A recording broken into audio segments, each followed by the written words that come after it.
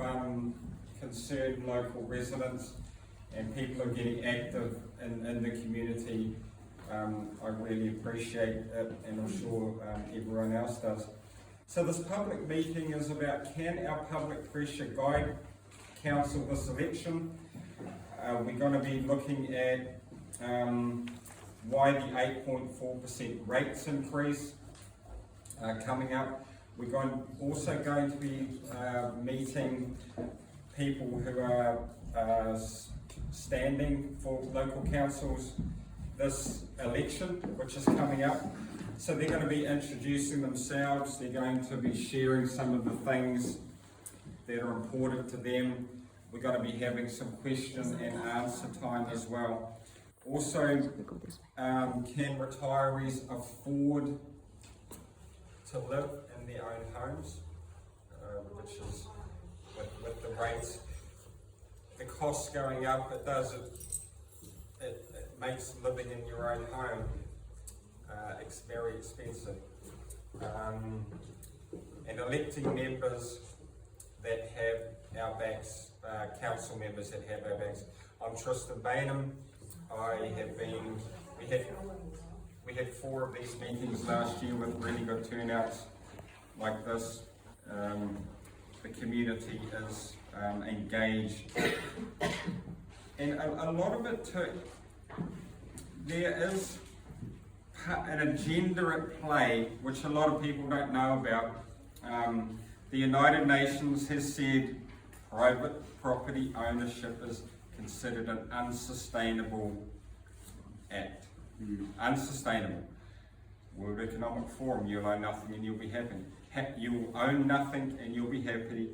Communism, the first pillar of communism, one of the 2 is no private property rights. It's like a Netflix subscription. You pay but you don't actually have it. So if things just continue on with this, and I'm not saying people in council, currently in council, know that these types of agendas are there, but they are coming in and eroding our private property. The consent processes, you have to pay for all kinds of in any compliance. The cost of compliance is out of control, which affects our wealth, our money, our lifestyle, how we live, and what we can and can't do on our own property. So we're going to be hearing today from Councilor Duncan Campbell, Rebecca Stafford, Hope Woodward, and Tweedie. As well as Peter Walding, and anyone else we will, that is going to be standing. We're going to have an open period at the end. Before we start, I will play this 2-minute audio before I hand over to Duncan Campbell. And this woman spoke at the Hutt Valley City Council meeting. This is a 2-minute clip, and she's talking about the long-term plan. Battery, please charge. Battery's flat. We're going to play it. We're going to go. Critical battery, please charge. The proposal to 267. Turn that off. Excuse me. Critical battery, please charge. I should have charged that. We'll be able to get it. Thank you for waiting. Good afternoon, everyone. Can anyone hear that? yeah, The proposal to 267% rates increase over 10 years from where we are now will undoubtedly drive many people out of their homes and bankrupt them. Rates are already too high for many. I thought it's only for retired people, but actually there are a lot of other people that are already concerned with rates. And it's really hard to believe that council could even propose this financial plan for long term, next 10 years. I'm aware that the globalist agenda 2030 is led by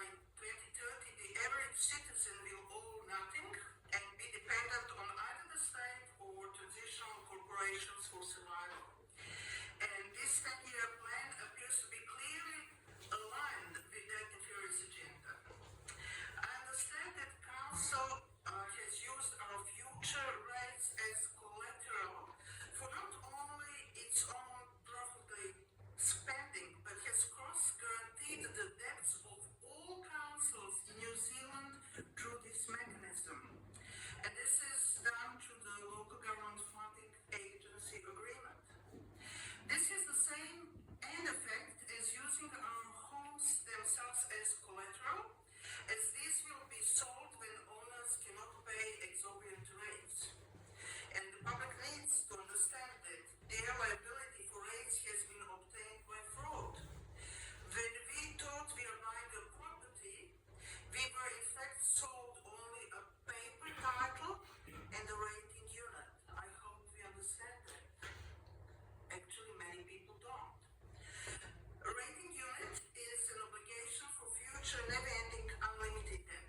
This is the definition of debt bondage, which is by definition a form of slavery. And slavery is prohibited in all its forms by Article 8 of the International Covenant on Civil and Political Rights, to which New Zealand is signatory.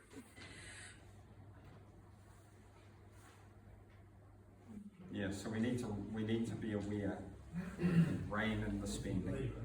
Yeah. Pardon? Yeah. Okay, so I'm going to hand over now to Taupo District Councilor Duncan Campbell, and hear what he has to say.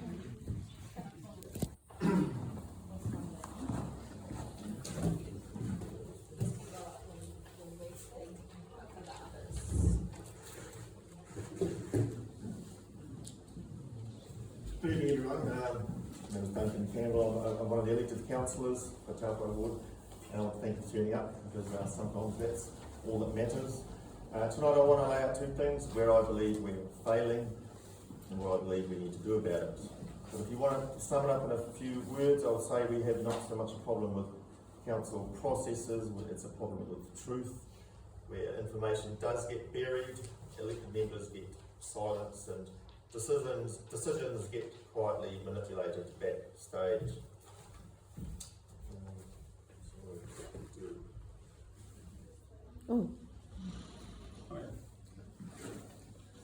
Before I do that though, what's it like being a councillor at Taupo District Council?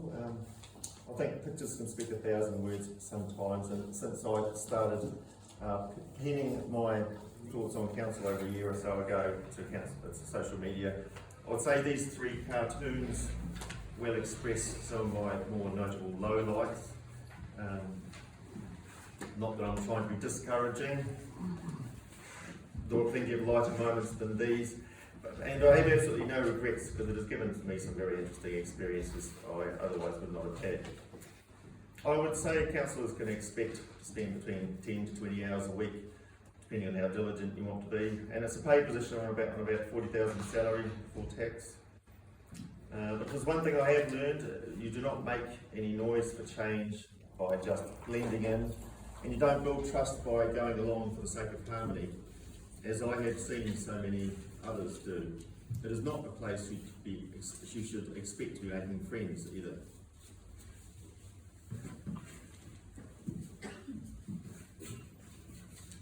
So for the next part of my talk, I'll talk about the three big ivory tower problems as I see it with this council, and I think mine is a reasonably informed perspective, because I have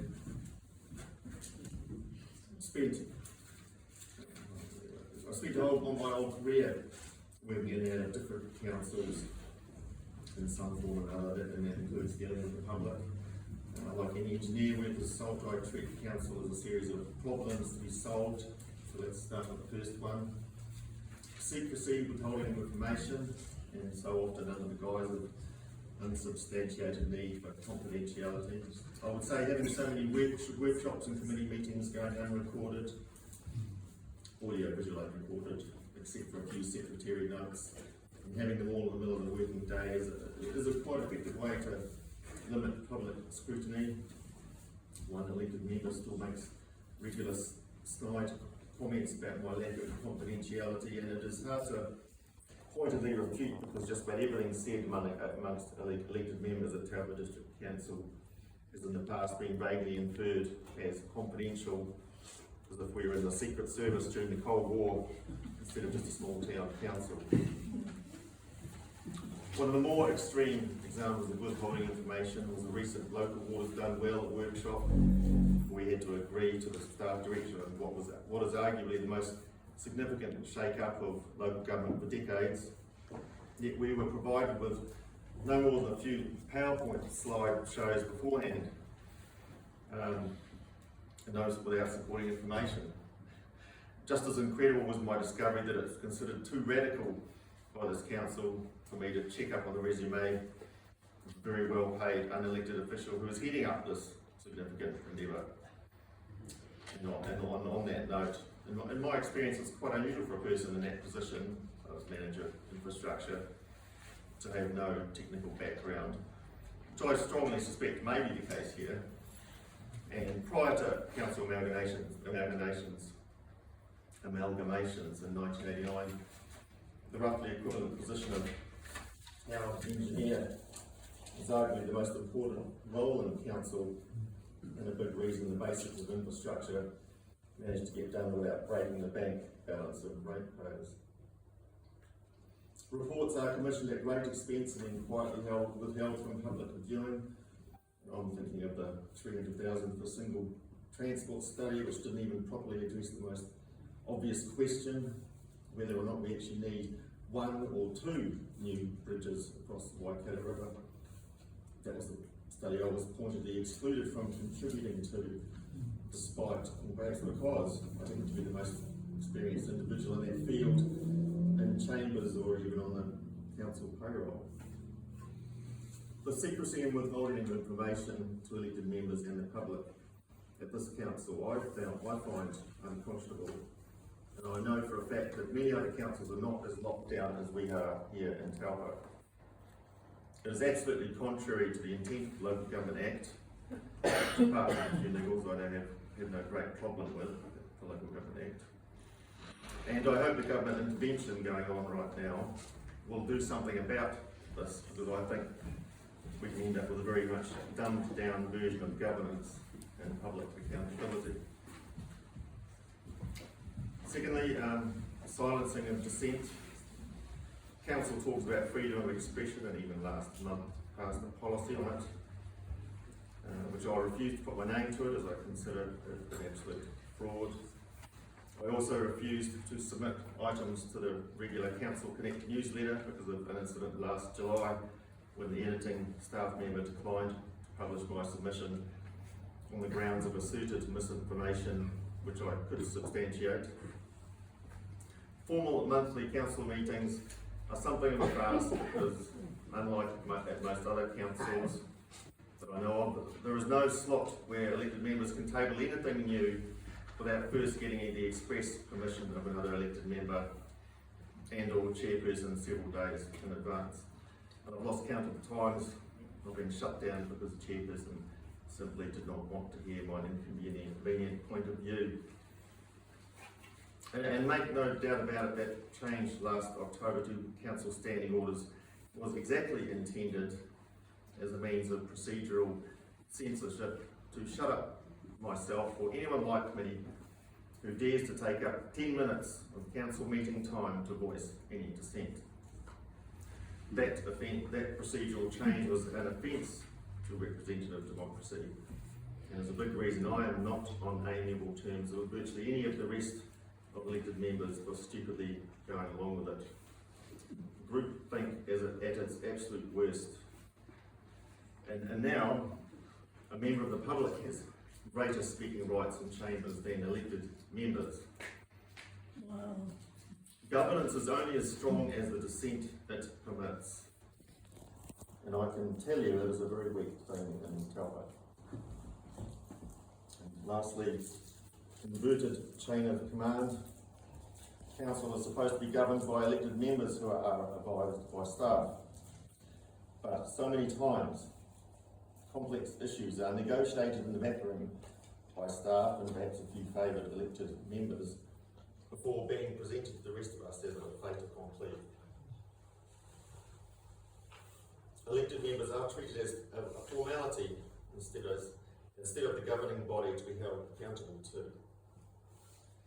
The Reserves and Roading Committee is probably the biggest example of a tick box exercise I can think of, which I flippantly refer to as the Tree Committee, because although roads get scant attention in that committee, some trees have been subjected to greater deliberations than aspects of council which involve tens of millions of dollars in expenditure.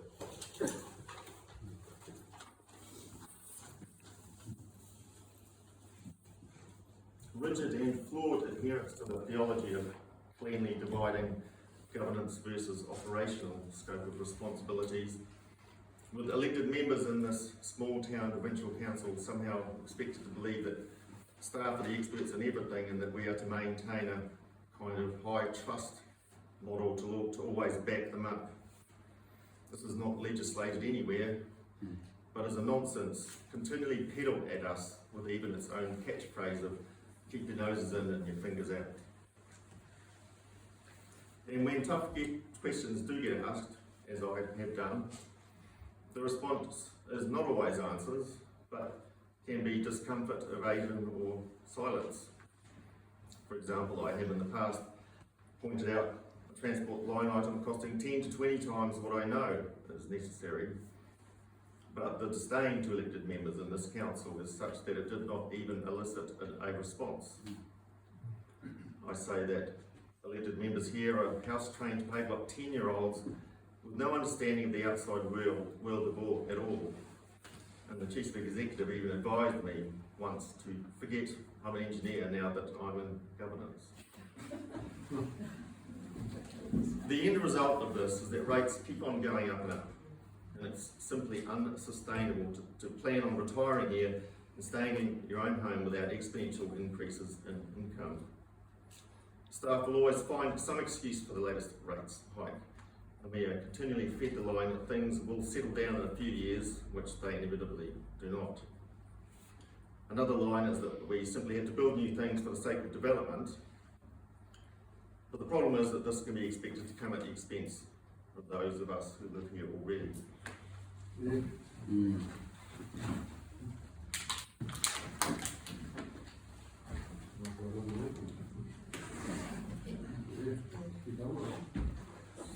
Now to a few of the suggested solutions for this. It's not all doom and gloom. I hesitate to call it a literal revolution, but relatively speaking, that is what we are talking about for Taupo that we need. To put in some context, my auntie is a retired local body councillor in the UK who has been keeping an eye on my exploits, and I'll directly quote a couple of her recent quips. Is this even a proper council, or is it like what we call over here a parish council with all the major decisions made by others? Your council is made up of pygmies, and I think that is an insult to pygmies. So I'm kind of feeling the pressure now, even from the other side of the world, to try and do something about it, or even think about doing something else.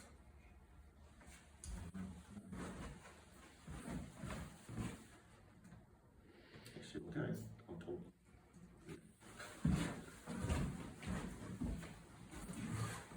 So number one, open the doors. List of my solutions here. Number one, open the doors. All council workshops and meetings of elected members be audio-visual recorded and made public, unless legally determined as confidential. This includes public forums to avoid members of the public contributions also disappearing into the ether.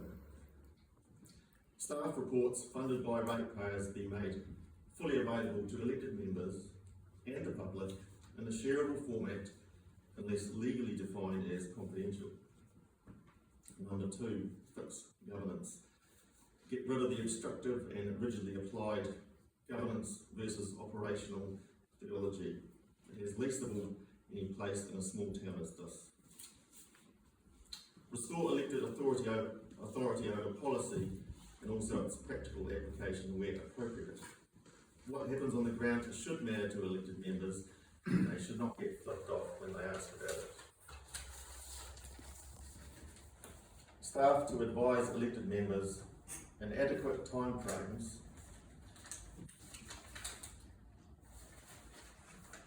to allow for questions and answers before day decisions have to be made. This can help prevent fait accompli decisions. Number three, financial accountability. Rates increases should be tied to inflation, and outside that should automatically trigger public consultation or referendum. Put a cap on rates, in other words. And if central government aren't going to impose them, then they need to become an expectation and a demand of voters. I really don't see any other way of keeping a lid on voters. Number 4, restore representation. Amend standing orders to the previous settings so that elected members get an uninhibited voice at the council chambers and don't have to cosy up with each other like kids in the primary school playground just to get heard. Stop the staff censoring of elected members in council media outlets. Do random surveys of constituents for any major decisions of council. And nurture a council chambers culture which listens to dissenting views rather than squashing them. And finally, number 5, stop pretending. No more performance meetings staged to give the appearance of transparency when decisions have already effectively been made. And what about start doing what virtually no council does anywhere? Start acknowledging past mistakes to actually learn from them so they won't happen again. I would count as expensive mistakes demolition of a perfectly repairable council staff building, stuffing up Taupo town centre traffic with the town centre revitalisation project, and mandating perfectly competent people out of a job on unjust and unjustified health and safety concerns during the COVID-19 pandemic.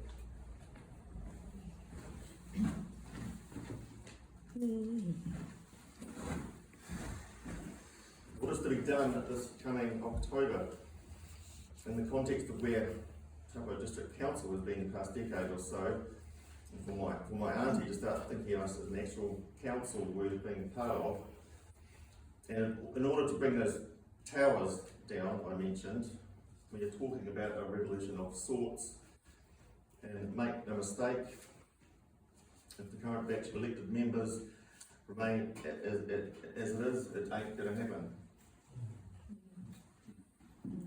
So you do need to cast a vote in the right direction, or if you are more motivated to even stand in the election yourself, you don't need to be someone that pleases everyone, only someone willing to risk being unpopular for the sake of doing what's right for Taupo, and for it to be a district we can all afford to keep living in.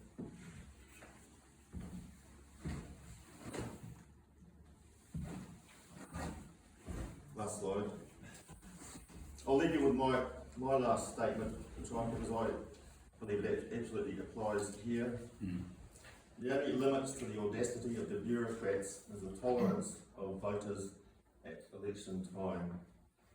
And for too long here in Taupo, the bureaucrats have had their way, and I think the people of Taupo have for too long been browbeaten into a grumbling acceptance. It's high time we took back the reins. You'll be hearing next from others who are standing up under the Let's Go Taupo banner. Each of them in their own way recognised the rot and decided to step forward, so please. Thank you.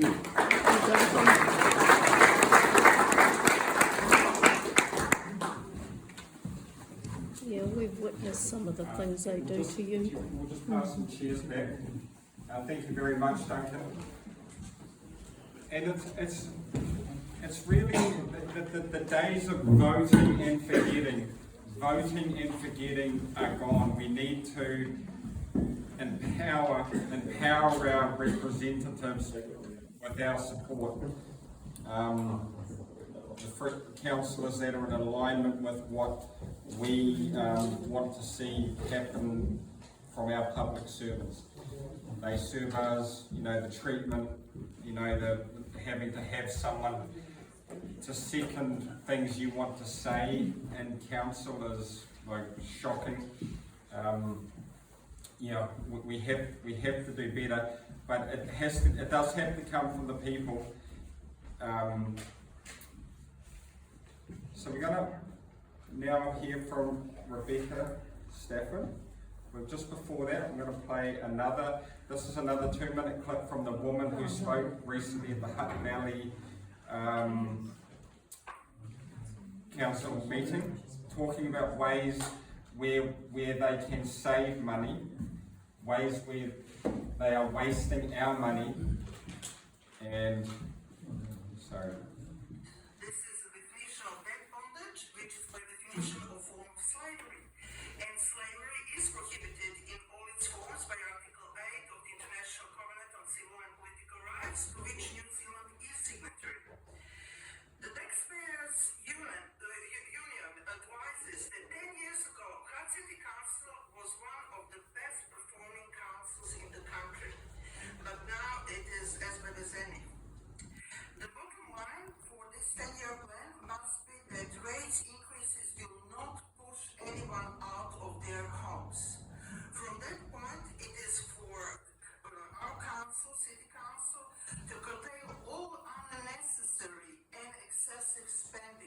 that people don't get moved out of their homes.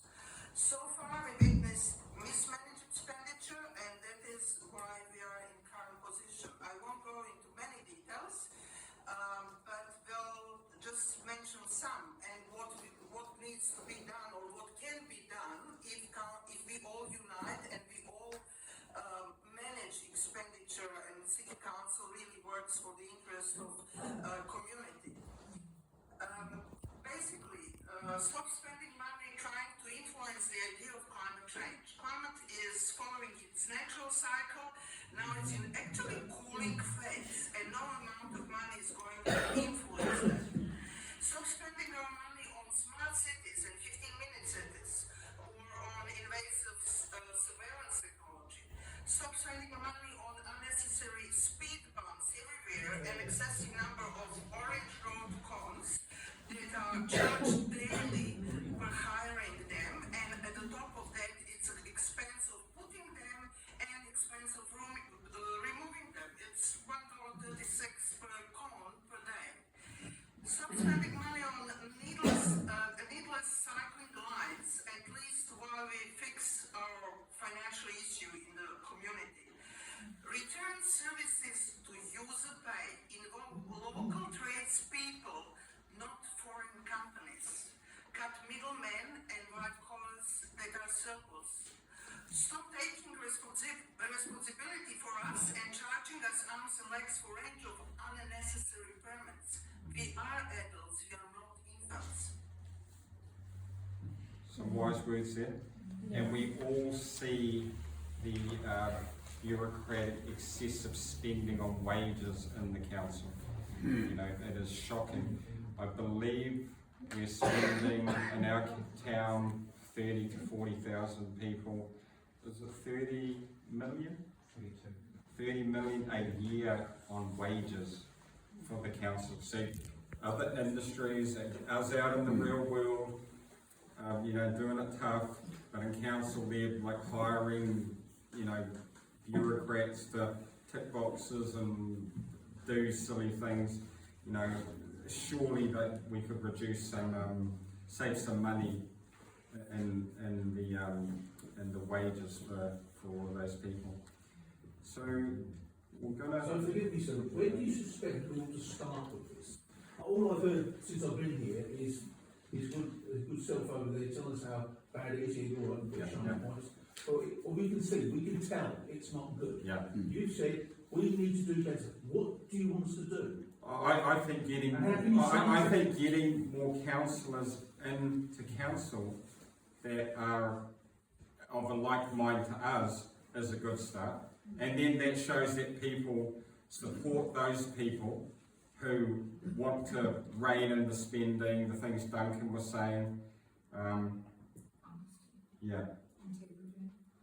Integrity, transparency, doing, working for the people, not just being, Duncan was saying, just doing the work of the government, like not really representing us. So having more, you saw it with Whangarei District Council over the fluoride issue. The Director General of Health demanding all councils fluoridate the water. They had a majority of 7 to 6, and they were able to like stop that. So having more people that represent what people want in council, I think that's a good start. They still didn't stop it. They got ordered to do it. Yeah, but they got ordered to do it. But there's a lot of they're trying to suppress. There's a lot of people want the fluoride out of the water. It breaks our Bill of Rights. We know the science, the independent, not paid off science. Here's from Rebecca. Yeah. So I'm going to hand over to Rebecca now. Yeah.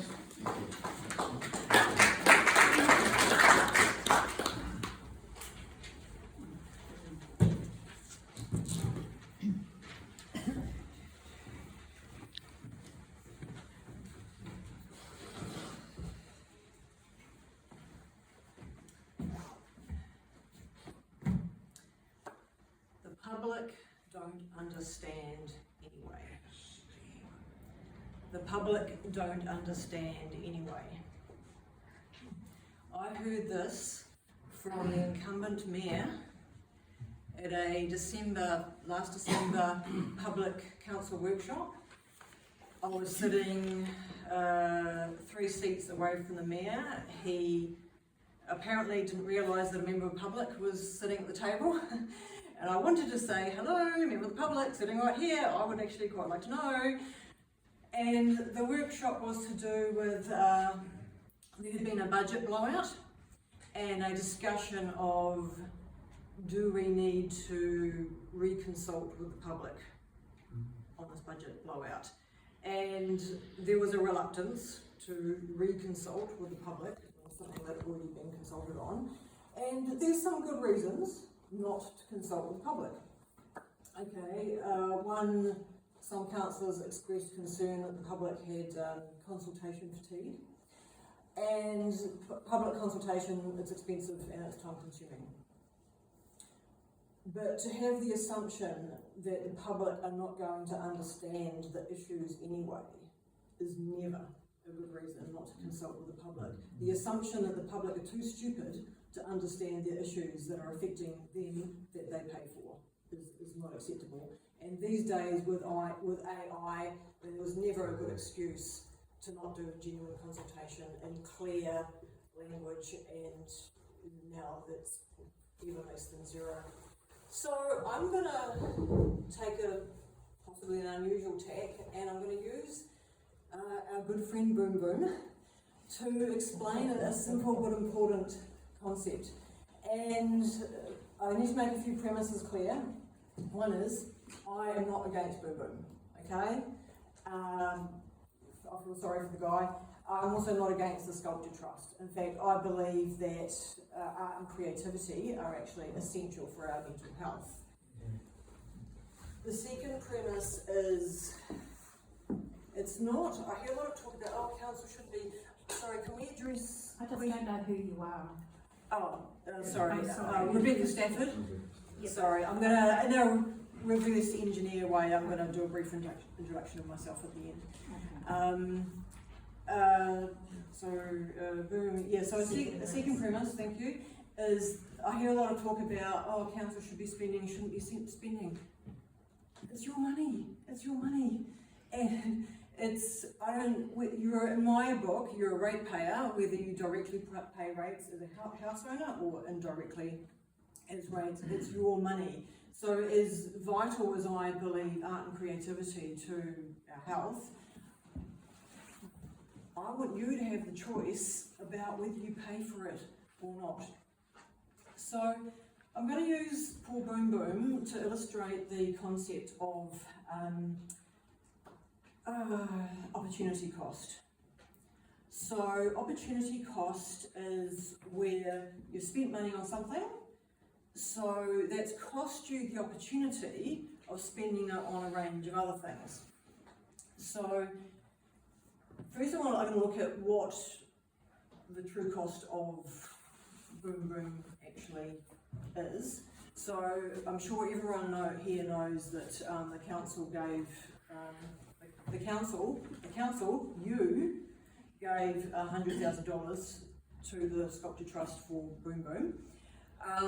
Probably not many of you know that the council, you paid slightly under, a few dollars under $18,300 to have Boom Boom cited. So I got that from the Official Information Act. And I'm being a little bit cheeky here. Some of you probably know that the council, you, also have granted the Sculpture Trust $60,000, 20 grand over 3 years as a generic non-Boom Boom attached grant as well. So roughly $178,000, but for convenience, let's say about $180,000. Now, so this is a calculation. So if you disagree with my inclusion of the generic $60,000 to the Sculpture Trust, fine, do your own calculations and leave that part of it out. It's the concept we're talking about here. So 100, but I am including the $60,000 because $60,000 of your money was given to the Sculpture Trust for a non-essential item, as much as a fan of I am of art. So what is the opportunity cost of that $180,000? What else, because it was spent on this, what didn't we spend it on? And, you know, that's a lot of chocolate, right? So, 180, so I've got a few opportunities for you, okay? This is what Boom Boom could have cost us. So this is how high tech I am. I'll tell you more about that later. So at around about $3,000 per annum per household for rates, not counting the soon 8.5% rate increase. We could have a year-long rates holiday for 60 households. We could have a lottery. Wouldn't that be good? Or 180,000, 450 metres of dirt road tar sealed. Anyone living on a dirt road? Any roads here? No? Sure we know people. We could buy, Boom Boom. Some people do want their money spent on public art. That's fine.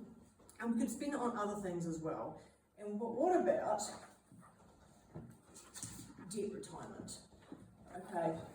Who here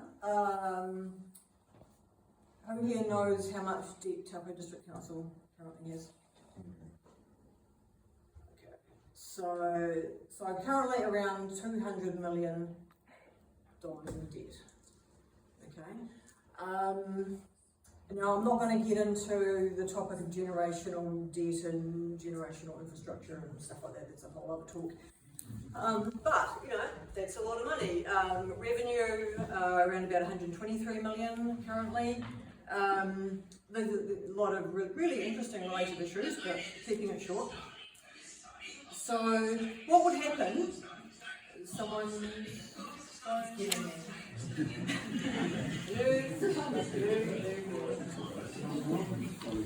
Oh, Karen. So what would happen if we put that $180,000 towards debt retirement? Okay, so to calculate interest, I've used the my timer. Yeah, you're on 6 minutes 50. Thank you. So I'm using the official overnight cash rate, which is currently 3.25%. So the official, I prefer the term overnight cash rate, because for those of you who don't know, every night the banks have to balance their books. So if they've lent out more money than they've actually got in their piggy bank, they have to balance those books every night. So which either means borrowing money from government or interbank lending anyway. So 3.5% interest. Is everyone figure? Hello.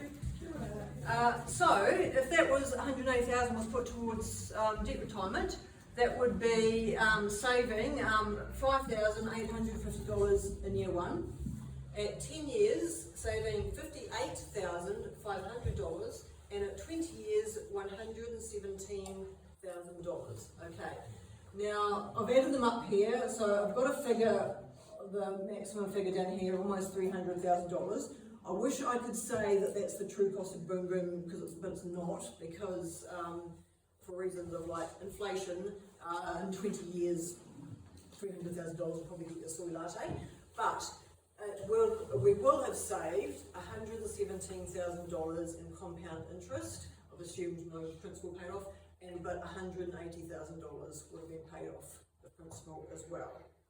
So that is the opportunity cost.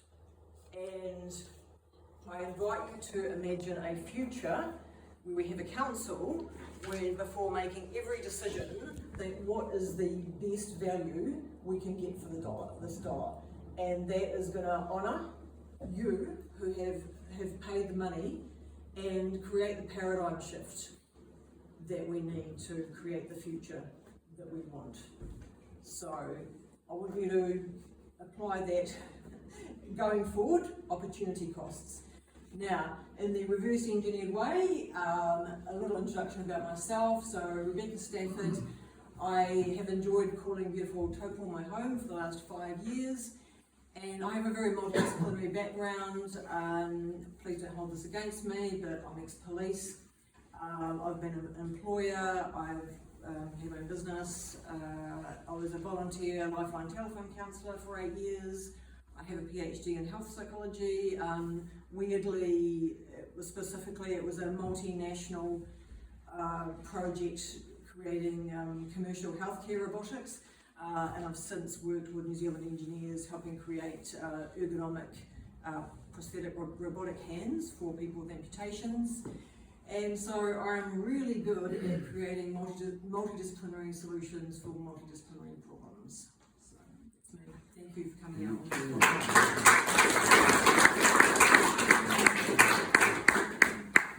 Thank you. Thank you very much, Rebecca. There was, we all manage our houses, we manage our finances, we live within our means as best we can. And I like what Rebecca was saying, it's our council. We pay them, we generate the money, we pay their wages, they are our public servants. So, and the paradigm shift, it's time to have a shift where the accountability is there, the fiscal management is there, and that we need to be involved. We need to be involved, whether it's voting for people who are in alignment with us, whether it's contacting councils on issues we feel strongly about. We can't just blame, but the time for blaming, we need to be looking in the mirror to say it's our time. As it is, we're here. We're taking the action, being here, listening to the people who want to stand for council and are in council. So I'm going to hand over now to Hope Woodward. And we're going to have a Q&A session after the candidates have spoken. Kia ora and good evening everybody. My name is Hope Woodward and I'm standing for the Mangakino Pōkane ward. Right now, our council isn't working for the people, not in Taupo and not in our smaller towns like Mangakino.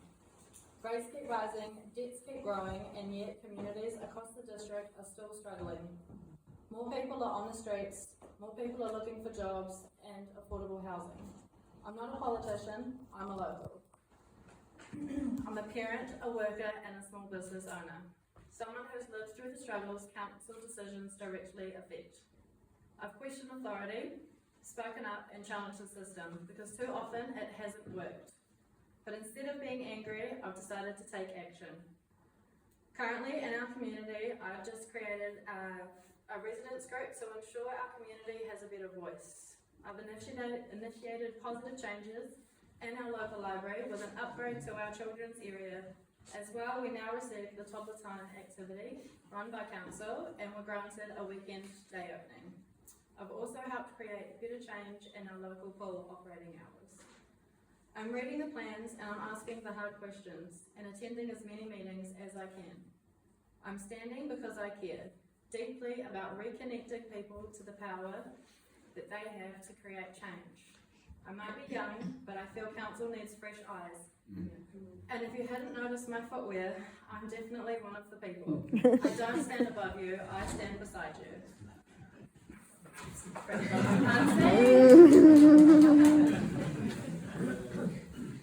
I believe council should serve the people, not just paperwork and procedures. I don't claim to be perfect, I'm real and I'm learning. I'm ready to represent with honesty, no hidden agendas, just a clear intention to do better. Whether I win or not, I will always stand up and fight for change. In Mangakino, we've seen the neglect up close. A lakefront development that's been dragging on for years with little to no progress. A damaged boat ramp left still unfixed, creating unsafe launches in our busy summer times. Dangerous summer parking right next to our children's playground. The removal of an iconic local food bus for a project that hasn't even started. Our main bridge has serious drainage issues, causing flooding and creating unnecessary safety risks. Potholes are patched poorly, then patched again months later. Our water quality in our lake is severely declining and there is no real plan to restore it.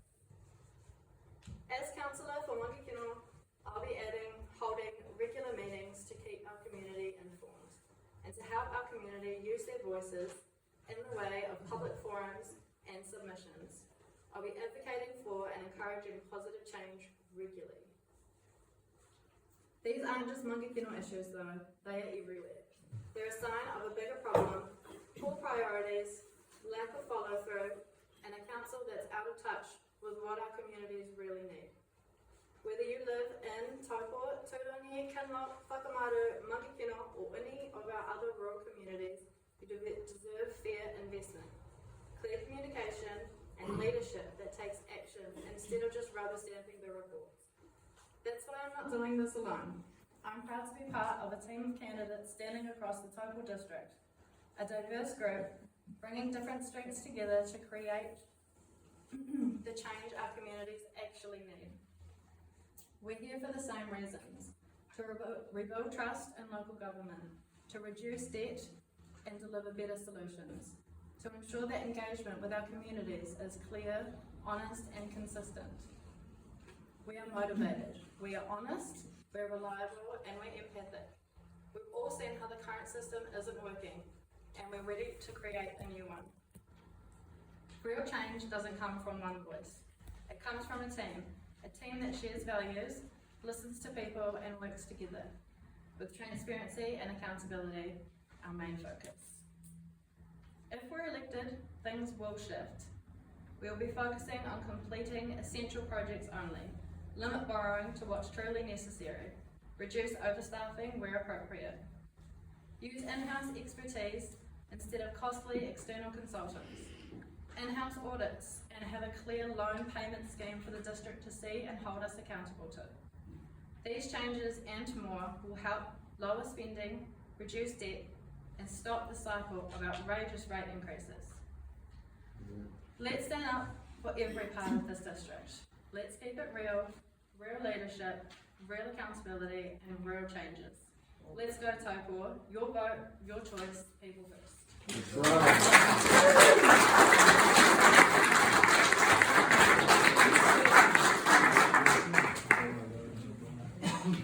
Isn't that refreshing? Yeah, common sense, Kiwi, can-do attitude. Hey, can we pass a couple of chairs back to We need any more. there's more. Tristan, I think I need to go, yeah, we'll just, I'll go get care of something outside. Okay. Thank you. Okay. Thanks for coming. Yeah, so it's great to see these well-spoken, like-minded, common sense candidates stepping forward. I don't know what was the voter turnout. I know across New Zealand there has been in local body elections. There's been a very low 40% of eligible voters. So there was a lot of apathy. There was a lot of people who, are we going to get change? Is it just like they're just locked in? Yeah, so we have an opportunity to motivate, to go out, get people, other people, active and get those numbers up and get the people in that are going to help do the work that, representative governance. Yeah, some change. So I'm going to hand over now to Anne Tweedie for her talk. Good evening, everyone. Thank you for being here tonight. Appreciate coming out in the cold. It's truly a privilege to stand before you tonight for people who actually care enough about the community to come along. For our homes and our businesses and our future, we want to see a brighter outlook. I'm Anne Tweedie, in case we haven't met. I'm putting my hand up to be part of our team, and I believe with the strength and resilience, potential of this incredible place we call my home, we can make it a better place to live. Like many of you, I've spent many years watching Taupo grow, facing its challenges head on and celebrating its successes. But I know there's a lot more we can do. More ways that we can support our families, the local businesses and the environment that can make Taupo a special place. I want to be a voice for you, a voice that listens and takes action and works in the best interests of our community. Tonight is not just about introductions, it's about connection.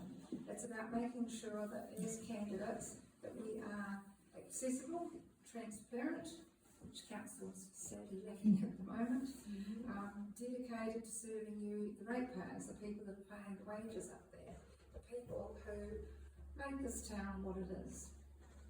My promise to you is simple. I will work with integrity, empathy, determination and bring positive change.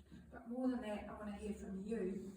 I need to know more about the history of the place and what's happened in the past, and I'm dedicating to serving you, the ratepayers, the people who make the town what it really is. I've lost track of myself here. I want to hear from you and what matters to you the most so we can help shape Taupo in the future together. Beyond my early work in community advocacy, I have continued to embrace new challenges and expand my knowledge. I qualified in marketing from Massey University, studying extramural while balancing the farm and life's demands, a testament to the dedication and effort I am prepared to put in for problem solving. Throughout my life, I've worked hard to bring practical, community-focused solutions to the places that I've lived. In 1996, after moving to the rural side of Hastings, I put forward a $10 million rural roading plan with a working committee with the engineers to improve our unsealed roads with the high enough traffic count to account for it, and we spread it over a 10-year period. Through public meetings like this one, I outlined how to utilise and budget the NZTA funding to significantly reduce the cost to the actual ratepayers' pockets, ensuring that the cost remained at just $179 per property per year over 10 years as a UAGC. My commitment to rural community led me to run for office, and I ended up being elected as a rural community board member for the Carwick Award. I'm going back a few years here, but I ensured that the rural infrastructure remained a priority, and I still do. In 2001, we moved to Taranui full-time farming for beef, sheep and deer, and I became president of the local pony club, where I worked for 5 years to improve its facilities, which were in sad repair when I started. During my time there, I successfully oversaw the construction of a new driveway, constructed a large storage shed, and ensured the installation of a proper toilet block, creating a better place for local riders and young equestrians. It also made it a year-long venue. When I first got there, we could only do events in summer because the ground was so boggy being riverside. But we got that sorted. When my family moved out of town, I took on a completely new lifestyle to learn to farm, and over the years I've worked with beef, sheep and deer, and velvet as stags myself, and understand firsthand the challenges and rewards of rural life. My farming journey wasn't just about livestock, it was about immersing myself in the environment. I had to have resilience, adaptability and smart decision making. Got beaten up in the deer shed a couple of times. I also embraced personal challenges later in life, proving that it's never too late to learn. I learned how to tackle horse riding at 36, snow skiing at 35 and water skiing at 36. Never too late to learn new things. Each experience reinforced my belief in growth and progress that came from stepping outside my comfort zone. I qualified in real estate and sold property for Hawke's Bay Realty and PGG license. And later I stepped into the purchasing of the Flats Cafe, a local restaurant in Taranui, which most of you might not know. It was on the main road. I had it for 4 years, and like many businesses going into the downturn, I experienced firsthand the highs and lows of the economy and what it can do to us. The impact of the downturn market was not a very pleasant experience, but while the cafe came with these financial struggles, it also reinforced the importance to me of a big lesson to be resilient, adaptable and perseverance, and they were essentials to get through that time period in my life. While working part-time at the Taupo Times, I was called in to assist at Rural Auto Electricals for my son, a role that quickly grew from part-time to full-time, and for the last decade. Today I continue to embrace the flexibility and I work remotely from my Foresterup home office while spending a few days on alternate weeks over there when necessary, staying connected with the pulse of the region because I've got quite involved with the Rural District Council, particularly activity in the last 6 months, as well as going to as many meetings here as I can to make sure I know what's going on. For those of you that don't know, on Friday the 4th of February 22, I took a significant step in my commitment to standing up for people's rights.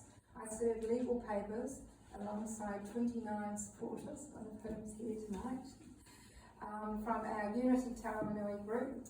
The papers called for an official investigation into crimes against humanity and genocide, citing specific concerns under the New Zealand's Crimes Act and the Reciprocal Enforcement of Foreign Judgment Act 1934, Section 2.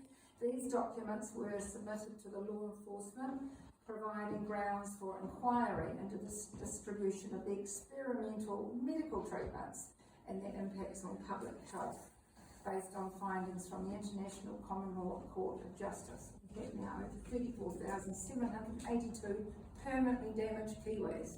So if anybody thinks I'm not talking facts, I'm happy to supply them with figures. Okay? Our efforts are not just about legal procedures though, they are about standing up for the truth, justice and the right of all New Zealanders to informed consent, whether it's protecting people's freedoms, advocating for responsible governance, or ensuring transparency in decision making. And I will continue to stand for what is right. One of my biggest concerns is our out-of-control debt that the councils across New Zealand are facing. I've been involved with challenging councils in New Zealand in both towns, and if the government is requiring councils to upgrade water services at a sudden urgent rate, then they should be funding at least 50% of the cost, not just dictating. Without that kind of support, councils are left scrambling to borrow millions more money, leading to higher costs down the road. And many councils, I'm proud to say ours isn't one of them, but most councils in New Zealand are paying interest only on their debt, and they've reached the point where they're borrowing $100,000 per year to pay interest on their debt because they're not paying off any principal. So you don't have to be a mathematician to work out where the price of the rates are going to go. Yeah, an out of control rail going down a hell of a terrible rate of knots. So what makes the situation even worse is a lack of accountability at the council meetings.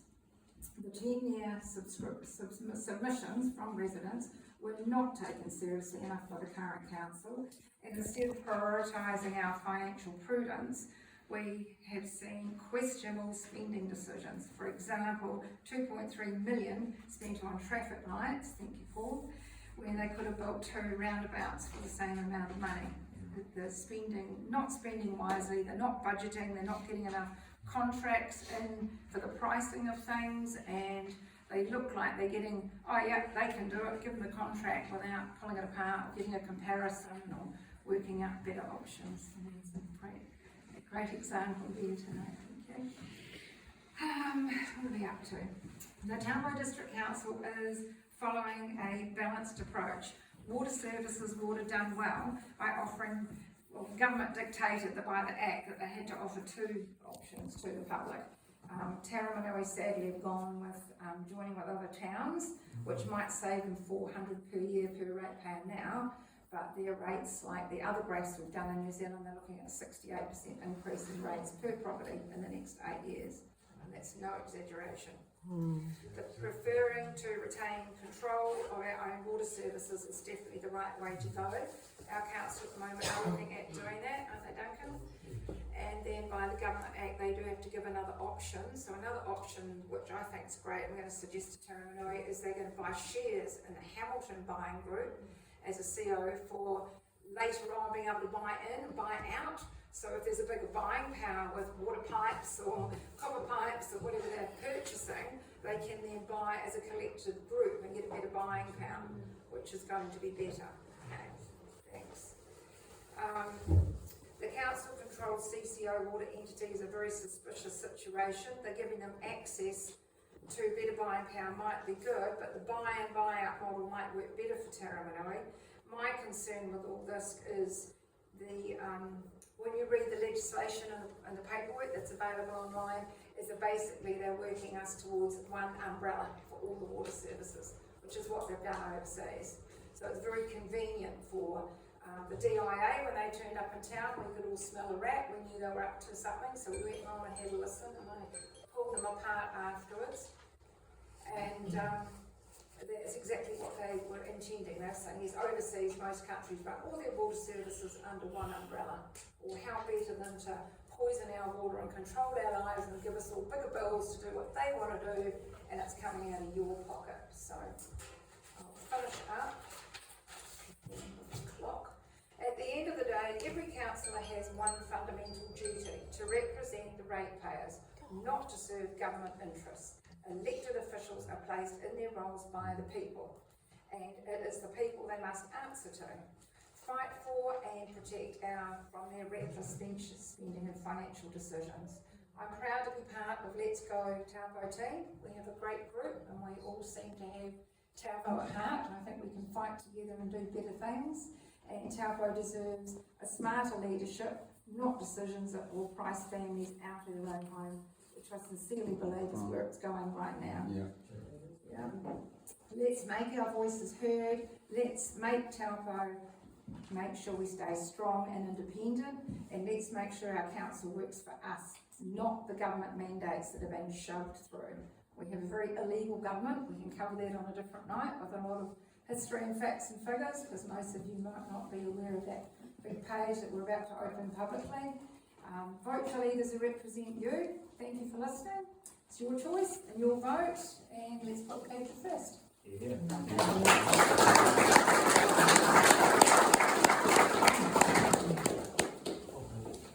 Thanks, Anne, appreciate that. Peter, do you want to have a? Yep. Yeah, so we're just going to have a introduction.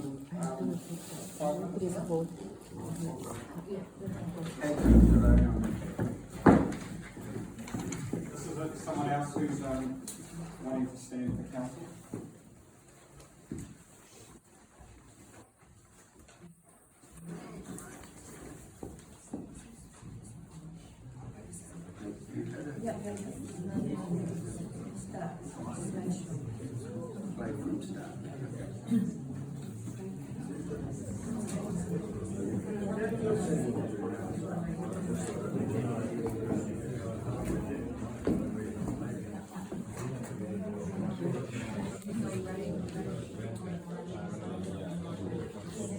All right.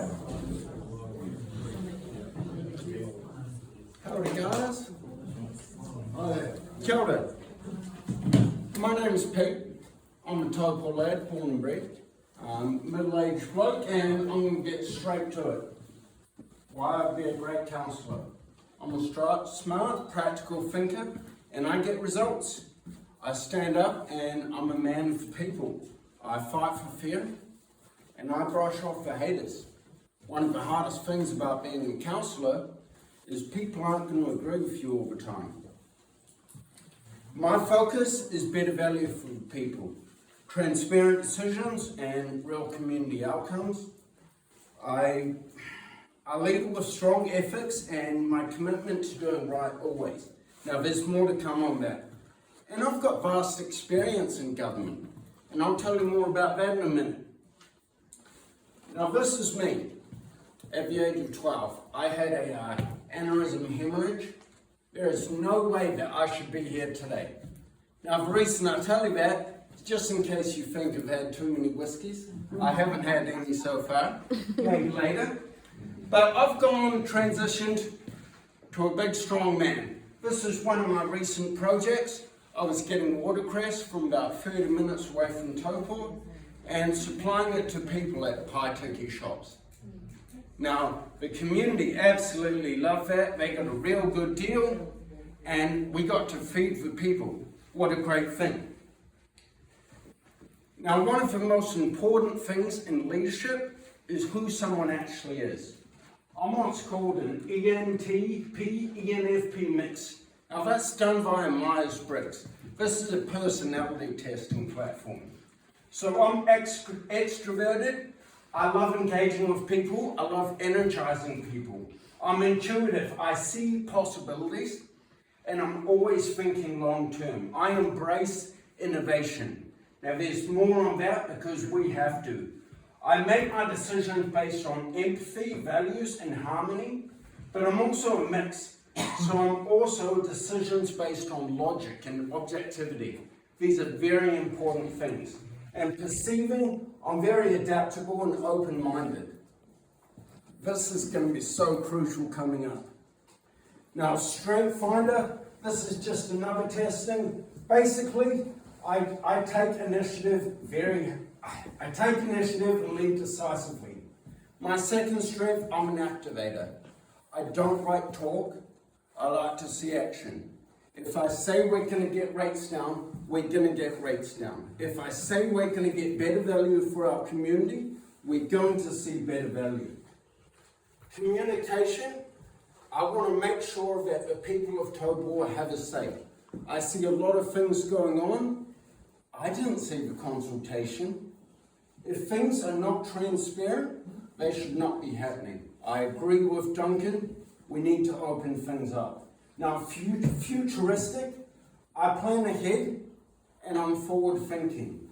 Now, I am interested, Rebecca, where you got that $200 million debt figure, because I did a request under the Official Information Act. I haven't got it yet. I know that it was 147 million in 2020. It was a long-term plan. Okay, it wasn't a long-term plan? See, you're sure of that figure? Okay, cool. All right, well, in that case, that's about $6,500 per ratepayer in debt. That means that every day, at this figure, every day, there's about $20,000 just in interest on council debt. That's a huge burden for the next generation. That's $20,000 that's not being spent on our community. And as a young person, that's not good enough. I don't want my future generations growing up like that. Now, if we forward that to 200 million, then that figure is obviously a lot greater. You can add 30% to that. So we're closer to 9 million, 9,000 per ratepayer. That's ridiculous. Now, I've got background in retail, finance, sales, marketing, hospitality, management, business development, and I'm an entrepreneur. I spend a lot of time traveling. I've traveled extensively through Southeast Asia, and a lot of you probably wouldn't see me during winter. This is my first winter in 10 years. Usually I chase the sun, but I've decided it's time to fight for Taupo. So that's why I'm here. Now, I've also got vast experience in government, and I embrace the future. See, it's artificial. So we're going to quickly talk about something that's pretty dicey. Maybe scary, but it's not. See, some of you have heard about this artificial intelligence thing, and some of you are wondering, what does this actually mean for the future? Are robots going to take over? Yes, there are going to be some huge changes, but AI is not going to take your job. People that use AI are going to take your job. Now, we can prepare for the future. Now, back in 1850, before the Industrial Revolution, roughly 80% of people worked in agriculture. You know, farming, manual labour, limited mobility. Fast forward, within 50 years, employment shifted to factories, mines, railways, population urbanised. Agricultural jobs obviously dropped, but the population, now we don't have New Zealand figures, this is a long time ago, but in the UK, for example, the population doubled, but at the same time, real wages grew. There was never more people employed. Now, what I'm saying here is AI, robots, they are here. Now, why do I say this?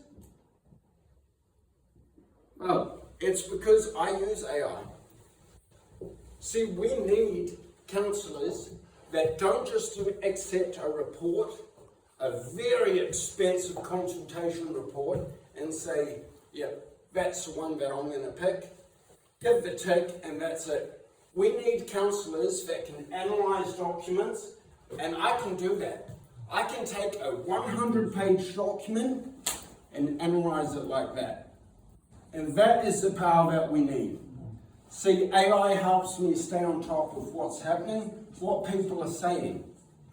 Just today, I noticed that on 2 Wharetoa Street, they now have paid parking. For the first time I've ever seen in Taupo, they installed paid parking in one of the car parks there. Now, it wasn't the council, it is private land. Yep, I'm 100% aware. I was tagged in that straight away. People are aware, yeah, it was Wilson's. People are aware that I'm running for council, and they said, Peter, we got to stand up and find out. So I found out who owns the land, and I want to make it clear. I am completely against paying for parking in Taupo or CBD. This is the last thing that our businesses need. Now, I use AI to prepare for meetings, draft documents, stay organised, which means I can do the job more efficiently. Ultimately, as I said, I'm not a councillor that's going to be given a report that says, you should do this, and I tick the box, that's what we get. I'm a councillor that's going to make questions. I look forward to working with Duncan, because I can tell, and I've seen some of the live streams, you've got the questions. You need that support in there, and together we are going to make change. Look, I put in a lot about it. People voting, take Taupo forward. Now, many of you don't know, this is a cult movie reference, Vote for Pedro. I thought it might be a bit funny, but it's a tough audience. That's all right. Hey, look, if I could finish with a few things, I'd say I worked for the council about 5 years ago. I was a district ambassador. My job didn't have much point at all. I was paid incredibly well. And what I did see was such a waste of money. For example, I remember going to a meeting and there's a total of 6 of us, including the 2 presenters, and both presenters decided we're going to cater this meeting because everyone's got a budget. I think back then, 5 years ago, it was $120. They could spend $120, no questions asked, but they both catered it. So we had this huge Subway platter, and we had this huge bakery platter, and there was 6 of us. There was enough food for 3 days. The councillors in Money Pit, I'm here to curb that. I'm here to be transparent, and I'm here to lead Taupo into the next generation. Ka pai.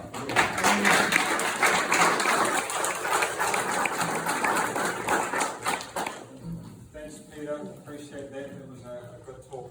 So we're going to get the candidates up again, and Duncan, if you could come up too, and if anyone has any questions for them, they can ask. Yeah. Has anyone got a question for the either the sitting current councillor or the people standing for councillors? Any questions?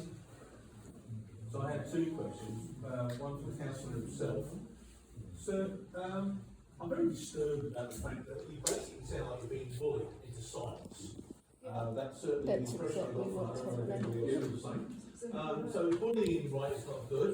May I ask, who's doing bullying? Who's the heads that we have to chop to get other people in? All of them.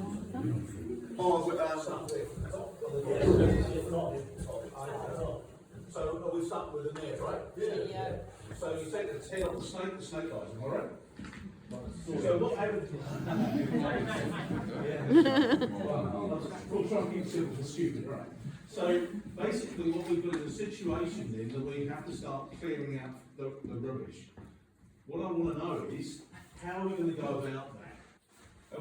What's your plans for advertising yourselves as a group as well? I mean, don't get a lot of people coming and knocking on doors. You don't get a lot of pamphlets. There's no boards going up. How do we know you guys exist other than us? Because there is an apathy when it comes to voting in this country. It's shocking. In many countries, it's illegal not to vote. But all I ever hear from my fellow Kiwis, if you'll forgive me, is, oh, they're all the bloody same, there's no point in voting. So how do we change that? What are you guys going to put forward to try and advertise yourselves so that other than us know you exist? So, I'll just answer for myself because this Taupo collective, I did go to a few meetings. I haven't joined it apparently. Possibly I will. That'd be great. I think we all want to achieve the same thing. But I'm very excited for the up and coming campaign. See, the council already don't like me. And I'm going to be pointing out a lot of stuff. And I would like to mobilise for the people. See, a lot of people are not ratepayers, for example, so they just say, nah, I don't really care. But they need to appreciate every time there's a rates increase, your rental goes up. Every time there's a rate increase, your fish and chips has to cost more. Everything's got a flow-on effect. So as far as advertising, look, I'm going to work with some screen printing businesses. I've already got a whole heap of core float signs, and I've already made strategic alliances. For example, currently I'm doing my watercress down at Paitaki, so you can be darn sure you go down there, you'll see Peter Wilding plastered everywhere. Those are my people, because these are the people that are the most vulnerable. Yes, middle income is hard, but there are some really vulnerable people in Taupo, and we have to change it.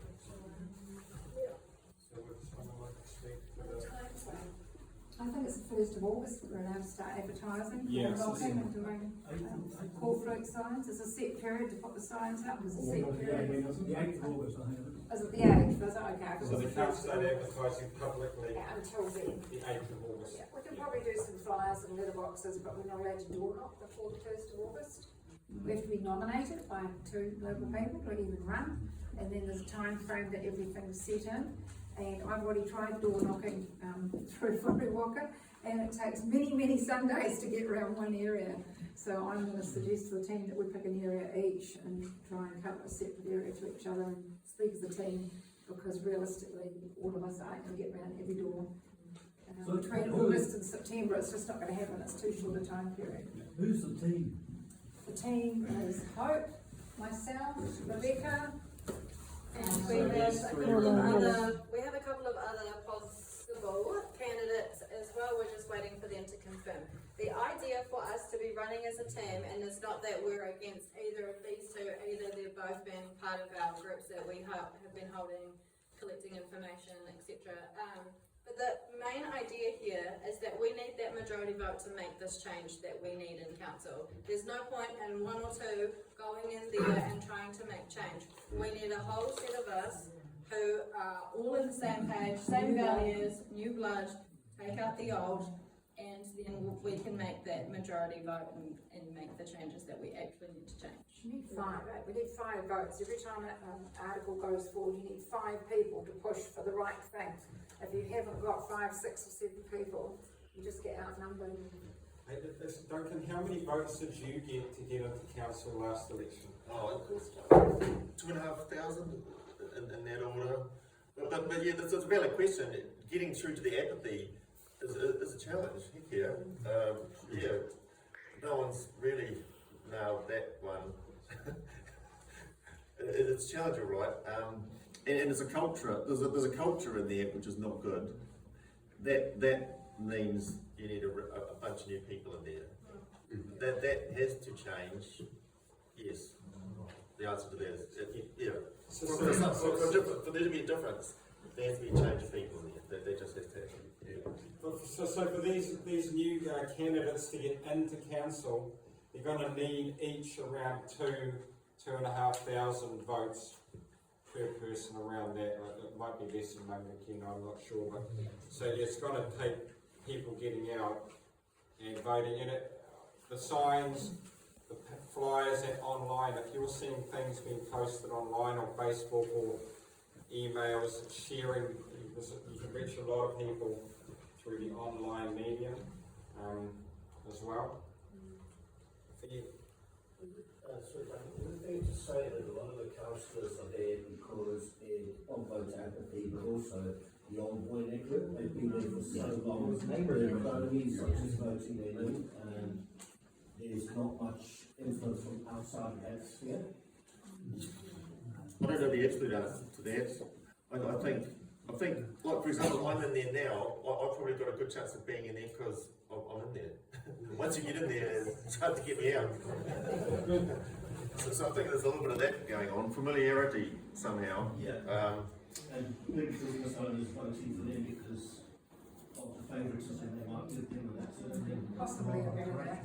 There's a lot of that. Maybe not quite so openly, but yeah. One elderly male member of council made the comment recently after the water service has done well, but what's the point of asking the public? They'll only choose the wrong thing anyway. Quite loud, open in front of everybody, total You said one of arrogance. the councillors, what's her name?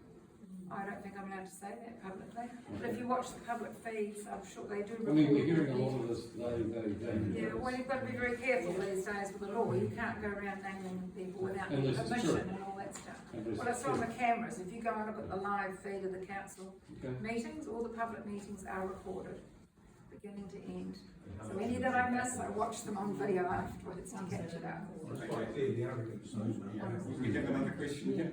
Diana, could you just explain to the people here how the CEO fits into the picture? Because it seems to be the CEO dictates a lot of the messages that get into the council table. How would this group handle the CEO and her appointment as a chair? Well, the way it works is you elect in, is it 10 or 11 of us, including the mayor, and their one employee is the CEO. So that's the employee to deal with it. If, per se, the CEO isn't enacting the way you like it, then there are ways and means of encouraging him to leave. It's like any employer-employee relationship. Performance management, so to speak. Yeah, kind of, yes. Is that what you're asking? Or? Well, I'm just wondering how can the council better control what the CEO does? And just take the staff numbers, for example. You've got no control over the staff numbers, which is the way to go. No, that's right. Yes, well, you need a CEO. The whole thing, since these amalgamations, the whole thing is put on this very well-paid CEO, and is somehow expected to solve everything. So if you want to reduce the staff numbers, how would you do that in those next 3 years? Well, I would be expecting the CEO to drill into what do we really need all this stuff? I mean, so how do you put that message across to her as a council? Can you require them to do that? Have a review of their staff? Yeah, I'm sure you can, by majority decision of the council, you I can think get them to Duncan do needs that. the support from other councillors, such as ourselves, to back him up, because he's the only one in there right now trying to question things, and everybody else is shutting him down. But even a majority of elected members can't say, hey, we want you to fire that guy. We're not able to do that specifically. No, but you can set the tone. You set the tone like That's exactly right. So you sit down with the council books, you go through line by line as a council, you decide collectively how you want to achieve the outcomes, and through a series of KPIs to the CEO, you dictate to her what happens. That's how it's done. Yeah, well, set the right KPIs. I mean, if you literally want to say KPI, we want in to knock off 100 staff, The issue is that try and do that. council has to hold the CEO to the KPIs. That's right. Yeah. Can you do a vote of no confidence in order to make a change? Of the CEO? Yeah. I don't believe you can. No, you can't just go, no, we don't like you, go away. No, you We want you to do this particular change. yes. We don't have confidence in what you're wanting to do. As a majority, as of us councillors, we would like you to do this. To reduce the staffing numbers. Whatever the case might be. It is a governance Yeah, well, if you've got role, isn't it? It's a governance role rather than management, right? Yes. So same with the school, your governance is your board, but they don't have the right to fire the principal if they think he's not doing the right thing. They can get an audit done No, council is an employment contract with the CEO, so it's a little bit different. I mean, if you have a majority of elected members pushing onto the CEO, deciding you want to push onto the CEO in a certain direction, that pressure can be put. If they fail to do that, well, that's one of their KPIs, or that's a failure of the KPIs, and that can be held against them. Hopefully, before that drags out, a CEO like that would decide that, hey, maybe I'd better be somewhere else. I think that's kind of how it goes in other places. So, Duncan, if this Let's Go team of three goes through a budget and they find a particular line item there that they believe is, say, 300% higher than it should be, and they then stand up at the council table and say, listen, we don't like this line item, who prepared it? Would that get back to the CEO, and would that staff member who prepared that budget get penalised? Well, I've done on my lonesome that sort of thing exactly, and just get flipped off. But you on yourself, but if a team of three or more. Yeah, well, the more of you, yes, yeah. That's why we have It's kind of democracy in action. You've got a team, you've got more, you can put more pressure on, you start to make people accountable for what they're doing. So we have CEOs, we have lots of people on the council who are not accountable to anybody except themselves. And they consider us as ratepayers. What were the staffing numbers again? They got rid of about 12 really good qualified long-term staff, only they had the brains not to get vaxxed, and they replaced them with about 33 that was a number I got hold of at one point, but I'm fairly confident that going through that sort of bullying exercise, there would have been more than that deciding of their own volition to leave later. So there's at least 20 extra staff in there, so I look at it at the moment. I just raise a very basic issue. First of all, congratulations in getting together tonight. Let's go Taupo. It's lovely to hear you talk and your aspirations on council for us in the community. There's one basic thing. You've got lovely ideas, but you must work together. That's right. Okay, singly, you're not going to achieve anything. And we have evidence and experience of that already, especially over the last 6 years. There's an old saying, united we conquer, divided we fall. So whenever you're on council, look for a similar councillor among you, where you can team up and fight the battle. Things are not going to be pleasant. They're not going to be easy. The changes that you are looking for is going to be a battle. I mean a battle, a verbal battle, and it's going to be nasty. Let me assure you. But good luck to you. I'm proud of you to stand and represent us. So I hope it goes well for you. And anyone else that's keen is welcome to join us. Fantastic, and on that, they get their strength from the people standing behind them, and it's not just they get in, and we need to have their back. We need to keep active. The voting and forgetting. So that's the power of the public, of us, we the people. In our team, we have 3 of us currently who are wanting to stand for candidates, but we also have a bunch of people around us who are supporting us as well. They are helping us understand things in council. They're creating our signage for us. So it's definitely support that we need. And for me particularly, coming from our little community in Mangakino, for me, the biggest thing is about engagement with the community and getting that connection back between council and community, because that's what's really lacking. While I basically hated being in the police, it was a really valuable experience, but I had 2 really valuable qualities. One is I was really handy in a fight, and I can scull a jug of beer, and I don't even like beer. So, and I've got bring it kids, on. so I can handle arguments. I'll just say yes. I would have lost heart long ago if it was not for messages from random members of the public saying, "I've got on you, Duncan. Thanks for doing this." That actually, I don't think anyone could do it if that wasn't happening to some extent. Yeah, like we appreciate Duncan so much. He can feel that. He knows that. And he's in there fighting. We just have a question. My name's Jane. I did stand for council last year, and I was by just 2 votes. Oh. However, really appreciate your presentation, and particularly the points you've raised about secrecy, silencing, and the chain of command. I've got several issues with the council at the moment, including some professional information. But on the value of transparency, can I just ask, and I'm just curious, and I think it's fair to understand, I've picked up that in my right, we've mentioned that we've got English peoples and we're causing people who are actually teaching. But is this a group who are all anti-vax, anti-immigration, and anti-climate change? Because I really want to understand that before I leave tonight.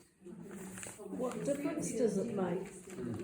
I'd say that we're all pro-choice. That's the correct terminology to use. We're pro-choice, we're pro-life, and open-minded as well. To step into council, we can't take certain personal opinions in. It's about what's best for the entire community, and everybody has a different opinion and aspect on things like that. Thank you. Any more questions? I was just going to... Question. Last 3 years ago, nearly, there was a Great Lakes Centre get together of all the potential councillors. Yeah. One, I think Rotary were running it. You could kind of tell the mayor did not put any effort in, because you could kind of tell he knew he or thought he was going to get in with this crony group that he's got behind him, etc. But how are we going to protect that situation from happening again, where it was very manipulated and quite corrupt, plus questions were asked of people's personal support groups and things like that? You know, one guy got asked if he was supporting a government party, and he didn't stand up, and yet he did go and was a candidate for Labour. But actually, who cares? We want people in our community that are going to do what our community needs. I feel like it was railroaded. How are we going to protect that from happening again? I think you just need strong people. Unfortunately, when we shut our mouths and don't speak out, but that was we can't achieve by anything. Rotary, and they ran everything to their agenda. Oh, I'm a very loud person. You won't overspeak me. I will overspeak you, and I will make sure Duncan is heard, and I will make sure that every councillor that has the right thing to say, that wants to see change in Taupo for the positive, is heard. Because as it is, people are sitting there, they're being fed the data from consultancy groups that are expensive, they're agreeing with it, and they just tick the boxes. They get a small paycheck, and that is why we are in this financial situation, and that is why we are facing an 8.4% rates hike. That is outrageous. Outrageous. Well, but with regard to that meeting, I think, the questions which they just filtered through, I mean, I got asked about cat bylaws and what do you think about Kiwi. Well, yeah, it was a bit oddball to, I think that was kind of the, I don't know, I just put it down to the Rotary, pretty loose. Is there any way we can suggest they don't run it? Well, someone independent runs it? Well, at least they did something, but they did more than anyone else, actually. But that's what I'm saying, it was bad advertising, because they took control of the questions, they took control of what was actually perceived. Well, as a team, we would definitely support each other in making sure that we have the right answers to questions like that, and pre-analyse the questions that could be coming up and what our answers are back to that. But our personal, preferences with some things doesn't change the values as a councillor. And we are all on the same page for reducing rates and getting into the books. Doing some serious Right. budgeting. Transparency. I had 12 pages I put in for the annual plan. I pulled apart the whole goddamn thing. I spent a week on it. and then they made me reduce it to 6 pages, and when I got there, I think they gave me 10 minutes or something. Yeah, And I had some really good budget cuts, like 34 million just for one of them. Wow. And then 3 days later, my rate demand arrived in the letterbox. No phone call, no suggestions. I offered my time for free to come in and show them what they should be doing. I got nothing. Kevin Taylor, to his credit, stood up and said I could goody fit in at the next meeting. That was it. Nobody took any notice of I think it. that's part of the challenge around overcoming apathy. I mean, the apathy is there for a reason, and people think, well, my vote is not going to make a difference anyway. I put in submissions, they're not listening. So in terms of actually addressing it, so there's 2 key issues that predict engagement. So one is perceived usefulness, and the second one is perceived ease of use. So how useful is it to me, and how easy is it to do it? So that'll vary a little bit. So like something could be really easy, but if it's not seen as useful at all, they're not going to do it. Conversely, if they see it as super useful, super important, even if it's really difficult to do, they'll overcome it. So in terms of overcoming the barriers to boosting voting, so like we're having a discussion today around non-local house owners. There's apparently, what were you saying, Duncan, 8,000 or something? Roughly that. So only a very small percentage of them vote. So partly contacting them, partly making it easier to vote, and partly making it clear that their vote will make a difference in terms of what. So that applies to everyone. So there's particular areas of the voter base that we can target in different ways. Obviously, hoardings are apparently extremely effective. Door knocking extremely effective. Also, time and energy consuming. So, all you guys who want to get your miles up, get in touch with us. And of course, social media and looking at ways to working with local groups and so on, getting the word out. So, and understanding what's really, really important to them, and again, making it clear that their vote will bring about change and it will count.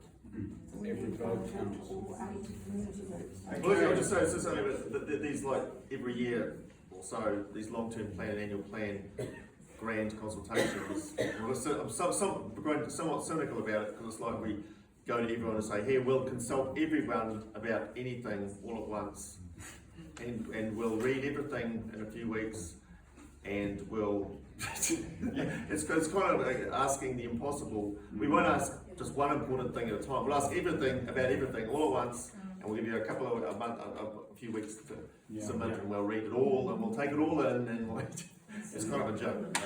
But I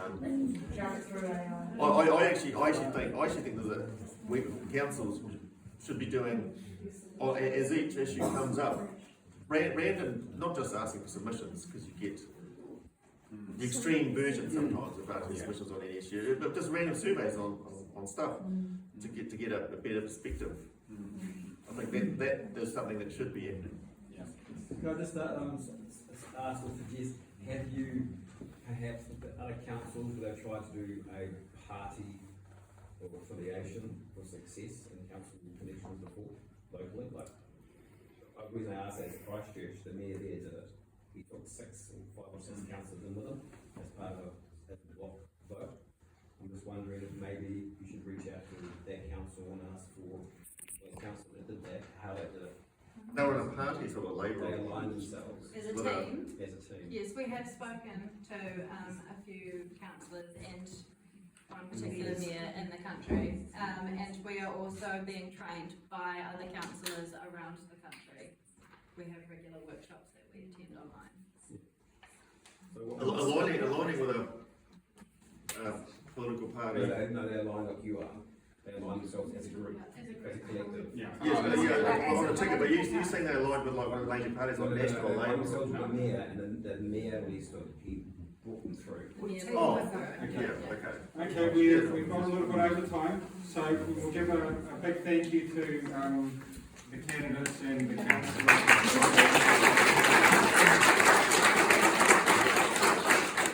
And if we could have some help putting the shares away, that would be very helpful. And keep active. Thank you for coming out. Thank you, guys. Thank you.